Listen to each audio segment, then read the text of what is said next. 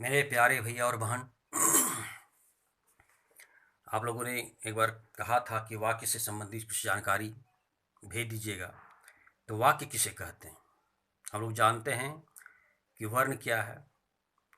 भाषा की सबसे छोटी इकाई को वर्ण कहते हैं। वर्ण उस मूलध्वनि को कहते हैं जिसके खंड या टुकड़े नहीं होते। फिर शब्द आता है। शब्द किसे कहते हैं? वर्णों और ध्वनियों के सार्थक मेल को शब्द कहा जाता है। जैसे राम। राम में 4 ध्वनियाँ हैं, लेकिन 2 शाब्दिक अक्षर हैं, जिससे राम शब्द बना। तो उसी तरह अगर सिंपल परिभाषा हम लेते हैं तो कहते हैं कि शब्दों के सार्थक मेल को वाक्य कहते हैं। लेकिन वाक्य की परिभाषा मूलतः यह होती है कि अपने मन के भावों और विचारों को प्रकट करने के लिए तथा दूसरों तक पहुंचाने के लिए हम वाक्यों का सहारा लेते हैं। वाक्य विभिन्न शब्दों अर्थात पदों के योग से बनता है। वाक्य में प्रयुक्त प्रत्येक शब्द का अपना अलग अर्थ भी होता है। वाक्य बड़ा हो या छोटा, किसी न किसी विचार या भाव को पूर्णतः व्यक्त करने में सक्षम होता है। अतः हम कहते हैं ऐसा सार्थक शब्द समूह, ध्यान से सुनिएगा, ऐसा सार्थक शब्द समूह जो व्यवस्थित हो तथा पूरा आशय प्रकट कर सके, वाक्य कहलाता है। जैसे राम पुस्तक पढ़ रहा है। यह शब्द समूह व्याकरण के नियमों के अनुसार व्यवस्थित भी है और सार्थक भी। अतः यह एक वाक्य है। अब वाक्य के गुण और विशेषताएं क्या होती है, थोड़ा ध्यान से सुनेंगे।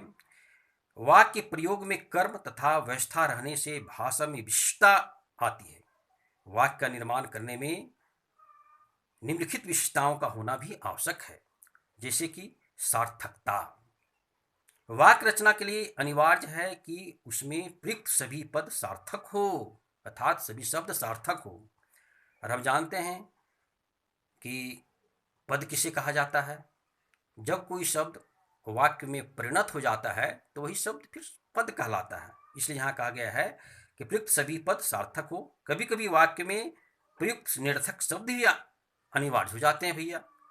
जैसे अरे भाई चाय वाय का प्रबंध करो, तो यह वाक्य में प्रयुक्त वाय शब्द निरर्थक हुए, इसका कोई अर्थ नहीं हुआ, लेकिन कभी कभी अर्थ के रूप में परिणत हो जाता है। दूसरा क्या है? योग्यता होनी चाहिए। योग्यता से तात्पर्य क्षमता से है। अर्थात यदि वाक्य में प्रयुक्त सभी शब्द सार्थक हैं परंतु प्रसंग के अनुसार अर्थ देने की क्षमता नहीं है, तो वह वाक्य योग्यता रहित वाक्य होगा। जैसे राम विद्यालय की दिशा जा रहा है। अब देखिए, इस वाक्य में प्रयुक्त सभी शब्द सार्थक हैं परंतु वाक्य सही नहीं अर्थ देता है या असमर्थ है। दिशा शब्द सार्थक होते हुए भी प्रसंग के अनुसार अनुपयुक्त है। यहाँ दिशा शब्द के स्थान पर ऊर शब्द का प्रयोग होना चाहिए। समझ गए आप लोग? उसके बाद क्या होनी चाहिए? आकांक्षा। पहला मैंने क्या बताया? वाक्य के गुण एवं विशेषताएं में सार्थकता, दूसरा में योग्यता, तीसरा में अब आ जाइए हम लोग बता रहे हैं आकांक्षा। आकांक्षा का अर्थ है इच्छा। इसका आशय है कि वाक्य अपने आप में पूर्ण होना चाहिए। उसमें किसी ऐसे शब्द की कमी नहीं होनी चाहिए जिसके कारण अर्थ की अभिव्यक्ति में अधूरापन रह जाए। जैसे लड़के कर रहे हैं।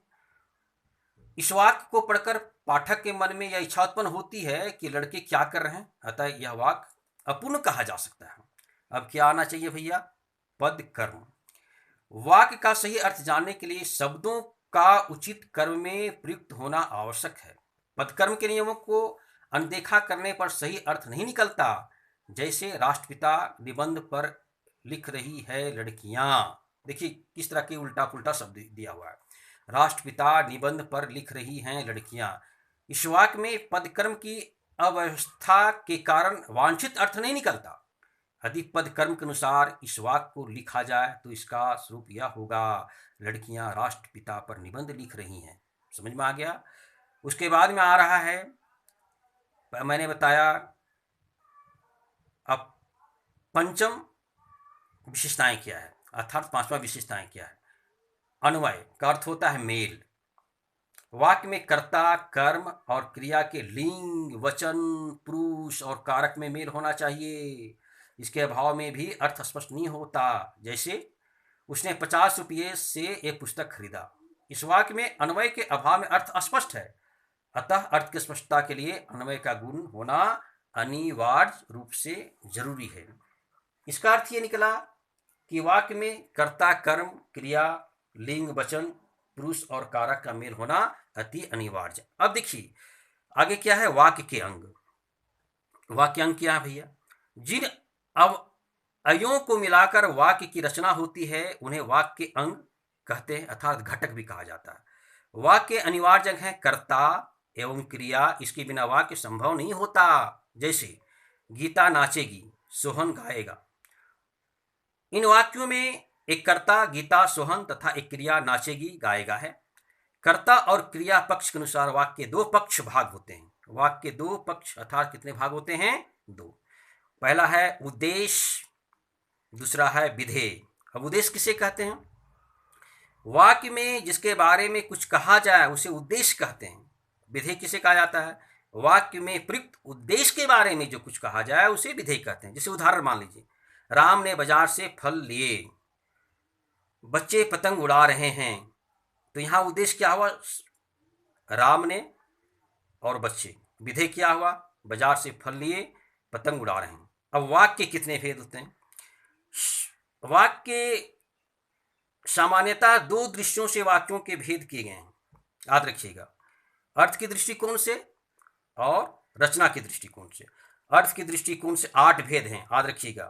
अर्थ की दृष्टि से वाक्यों के 8 भेद कौन कौन से हैं, इसको ध्यान से सुनिएगा। यथासंभव आप इसे याद भी कर लेंगे, लिख भी लेंगे। पहला है विधानवाचक, दूसरा में है निषेधवाचक, तीसरा में है आज्ञावाचक, चौथा में है प्रश्नवाचक, पांचवा में है विस्मयवाचक, छठा में है संदेहवाचक, सातवां में है इच्छावाचक, आठवां में है संकेतवाचक। अब देखिए रचना की दृष्टि से 3 भेद हैं, समझ रहे हैं? तो एक पहला मैं बताया अर्थ की दृष्टिकोण से, अब रचना की दृष्टिकोण से कौन कौन है?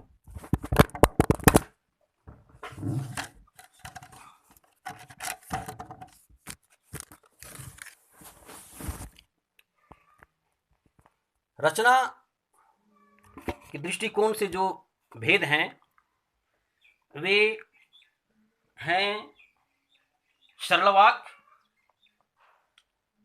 संयुक्त वाक्य और मिश्र वाक्य। तो ये वाक्य क्या कहलाते हैं? रचना के आधार पर जो वाक्य आए हैं, सरल वाक्य। तो सरल वाक्य की परिभाषा क्या है? सरल या साधारण वाक्य वे कहलाते हैं जिनमें केवल एक मुख्य क्रिया होती है। जैसे वर्षा हो रही है, बच्चे खेल रहे हैं, माँ ने खाना बनाया, पिताजी बाजार गए। इन सभी वाक्यों में जो शब्द आए हैं, क्रिया शब्द आए हैं, उनमें कौन कौन है? हो रही है, खेल रहे हैं, खाना बनाया, गए। संयुक्त वाक्य क्या है? इसकी परिभाषा ध्यान सुनिएगा। जिन वाक्यों में 2 या 2 से अधिक उपवाक्य किसी समुच्चय बोधक अव्यय शब्द से जुड़े होते हैं। समुच्चय बोधक समझ गए, जिसको अंग्रेजी में क्या कहा जाता है? कंजक्शन। उन्हें संयुक्त वाक्य कहते हैं।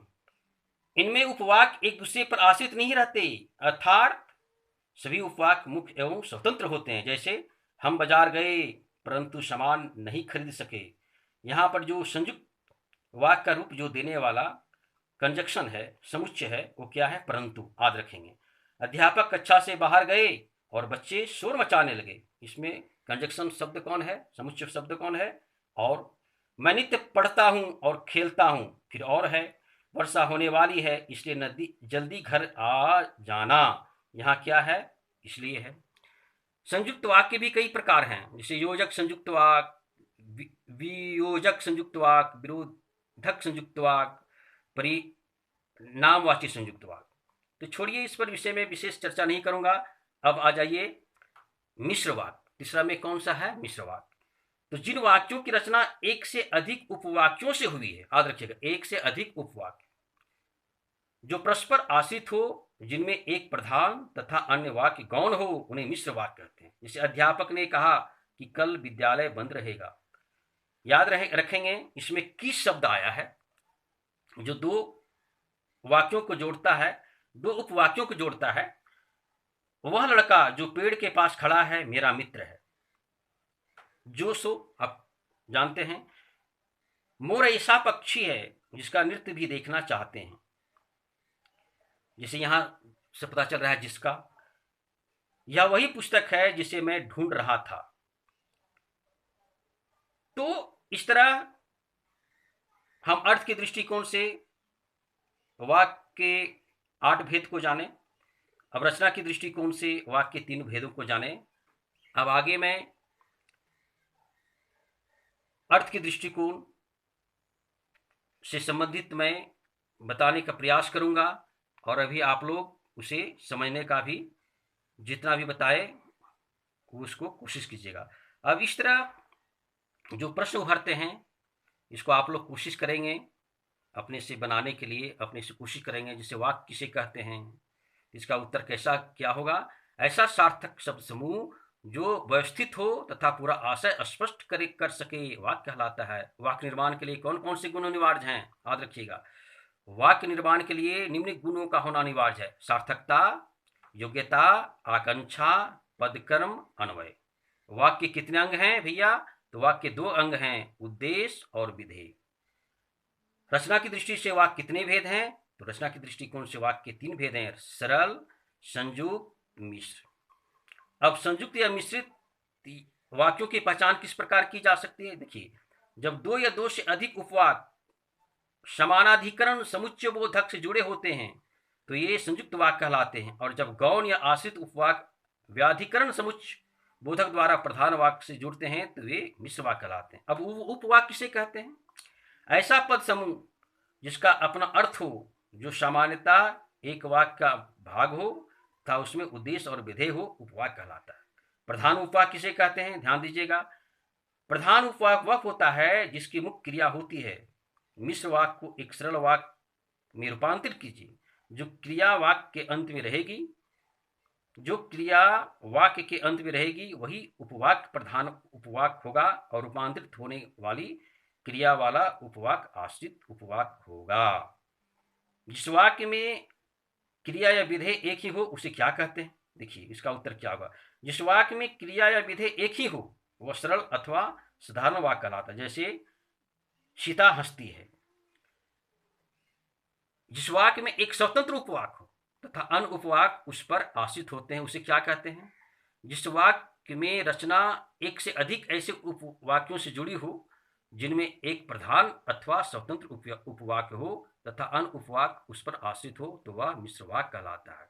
धन्यवाद। आज मैं इतना ही कह करके मैं आप लोगों को समाप्त करता हूं, और अगर अच्छा लगे तो इसको सब्सक्राइब कर आप, जो बार बार मैं कहता हूं, उसके बाद शेयर भी कर दें जो आपके मित्र हैं, दोस्त हैं, जो भी छात्र हैं, कहीं के भी छात्र हो। शुक्रिया, धन्यवाद।